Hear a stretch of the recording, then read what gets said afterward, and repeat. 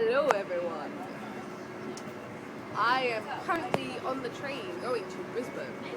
Hello. Wait, no. See? We're moving.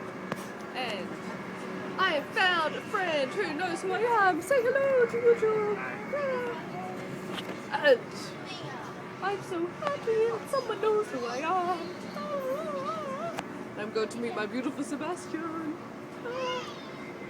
It's my first time cosplaying in Brisbane.